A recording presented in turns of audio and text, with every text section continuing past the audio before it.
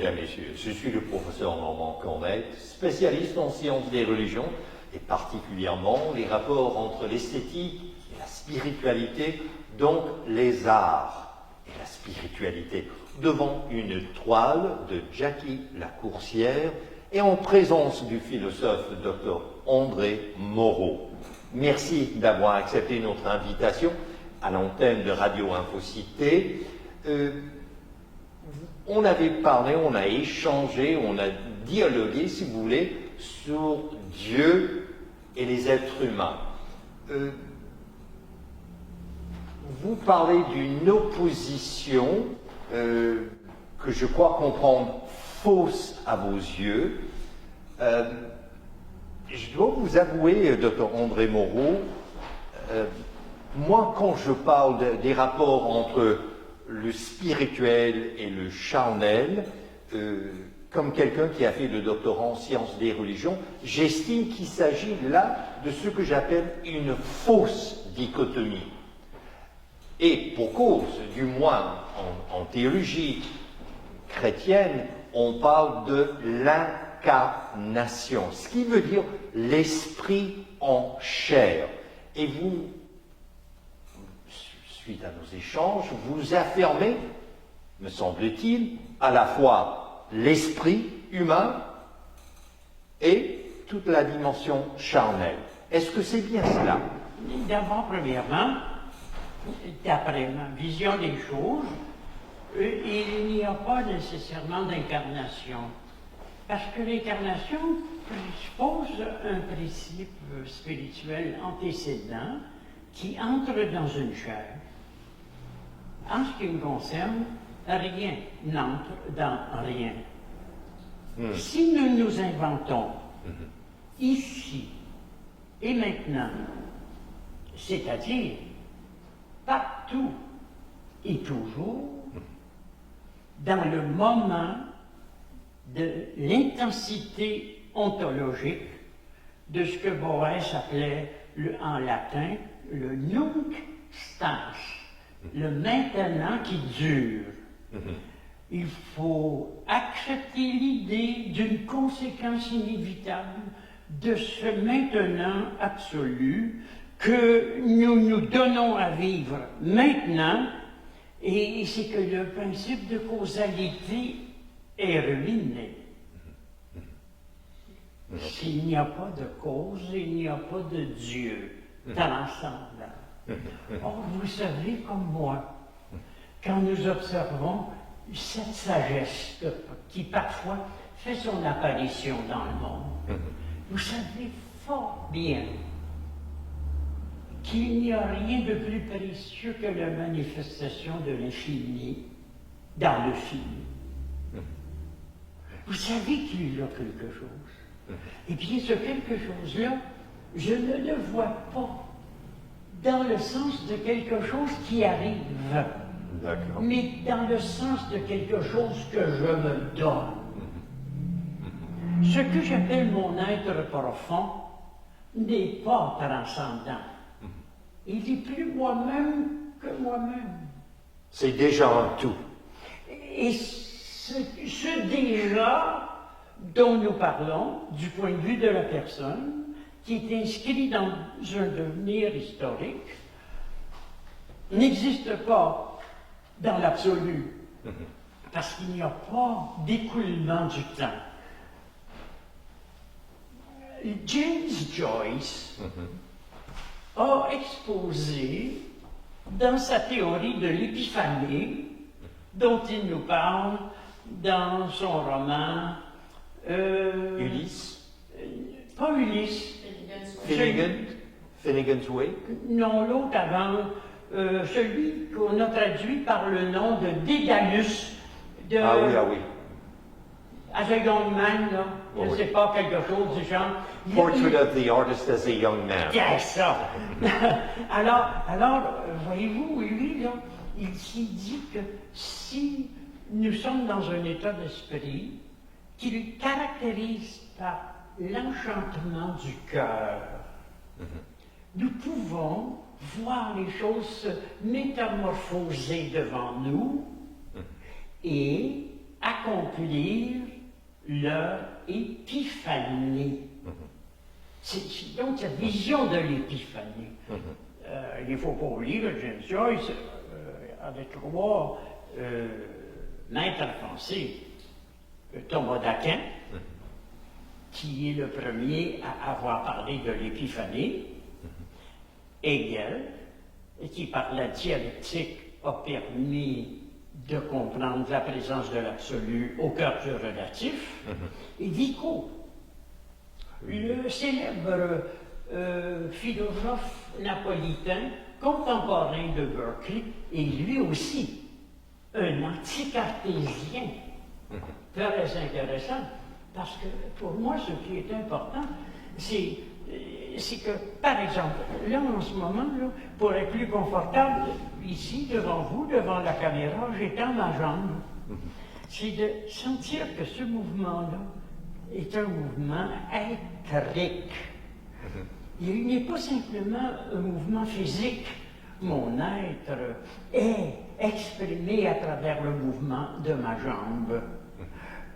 Et je peux, par la conscience que je prends de moi-même, investir d'être mes sensations, mes perceptions, mes conceptions de la vie, ma vision du monde, et sentir le poids événementiel de l'invisible dans ma vie. Alors vous comprenez bien que mes dialogues avec des théologiens ou des scientifiques ou des sorciers haïtiens ou des spécialistes du paranormal sont très, très, très animés. Parce que j'aborde des questions sous un angle nouveau. Parce que je me permets d'être, et qu'en cette qualité, je bénis mon identité divine, je ne cherche pas une cause à ma vie. Je ne me dis pas, il y a quelqu'un qui m'a mis au monde. Est-ce que vous savez que je ne suis pas né de mes parents? Je suis né à mes parents. Tout part de moi-même. Je me donne mes parents. Je me donne le monde. Je me donne à moi-même. Je n'attends pas qu'un mouvement de l'inconnu procède par une choséification des idées abstraites, des vaines croyances, des préjugés. Je me donne tout maintenant. Donc, si quelqu'un me dit qu'il recherche le bonheur, j'ai tendance à lui donner une tape dans le dos en disant « va te suicider ». Le bonheur ne se cherche pas, il se décide. Donc le libre arbitre importe beaucoup sous ce jour-là. Ne nous affolons pas. Un arbitre détermine des choix. Il n'y a pas de choix chez moi. Je ne choisis rien. Je me permets tout. J'ose être totalement. Pourquoi ne pas essayer d'être Dieu maintenant? Alors, Dr André Moreau, quand vous parlez de James Joyce, vous avez mentionné 3 personnes ressources. Chez lui, j'ajouterai une 4e. Surtout qu'on voit dans son roman, son chef-d'œuvre, Ulysse, qui fait plus de 800 pages, qu'on estime sinon le plus grand roman Tout à fait d'accord. Du XXe siècle. En anglais certainement, peut-être dans toutes les langues de l'époque, mais sous-jacent à la pensée de James Joyce dans ce roman Ulysse, c'est Freud, c'est l'inconscient, parce qu'il s'agit d'une seule journée dans la vie d'une seule personne, une date spécifique dans l'année 1904, et tout ce qui lui passe par l'esprit donne. Donc Freud est bien présent dans la pensée de James Joyce quand il écrit Ulysse. Mais il y a d'autres choses. Vous soulevez tellement de points. Il y avait une pensée manichéenne qui opposait la lumière et la noirceur, le bien et le mal, comme on fait. Mais comme dans l'Église catholique, Ouais, dans chez les Horaciens, etc. On retrouve cela même autrefois. Alors, ce que j'aimerais explorer avec vous, moi, j'ai appris de la communauté LGBTQ, cette communauté-là communique clairement que la pensée binaire, bon et mauvais, vrai et faux, noir et blanc, cette pensée binaire ne rend nullement justice à la condition humaine. Seriez-vous d'accord? Oui, sauf si vous vous mettez à parler de la condition humaine. D'André Malraux, Il y avait, en 1933, son livre. Il y avait un petit échange ici entre deux prises de vue tout à l'heure, et quelqu'un m'a demandé ce que je pensais de Raël. Ah oui. Claude Vorilhon, de son nom profane. Et ce que j'avais dit à Raël, c'est que nous étions presque des frères. Mais que le problème, c'est qu'il attendait les extraterrestres. Et que moi, j'attends l'homme. Me parler de la condition humaine, si vous me permettez, sans vouloir du tout vous blesser, ce n'est pas sérieux. L'humanité n'existe pas. Les gens s'entretuent, les gens vivent dans l'ignorance. Les gens empêchent les autres d'être heureux. On tue des enfants. Il y a sur Terre de grandes sectes sataniques où l'on mange des bébés sur les autels du diable. Sur Terre, par milliers. Vous voyez bien que ça n'a pas de bon sens.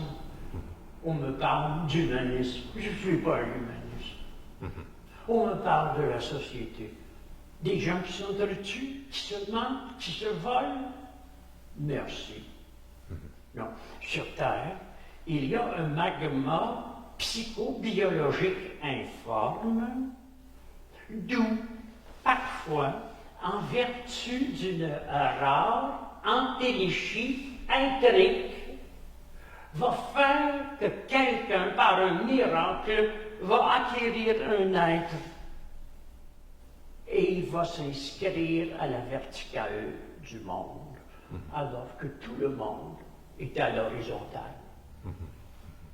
Alors, oui, c'est vrai qu'il y a très peu de religions, il n'y a pas de religion monothéiste qui ne soit dualiste, que ce soit la religion juive avec Yahweh, la religion chrétienne avec le Père éternel, ou la religion islamique avec Allah.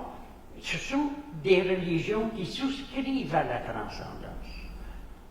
À mon avis, une des religions qui est le plus proche de ma pensée, que j'appelle le jovialisme, parce que moi, cette pensée-là, elle a un moteur, et je carbure à la joie.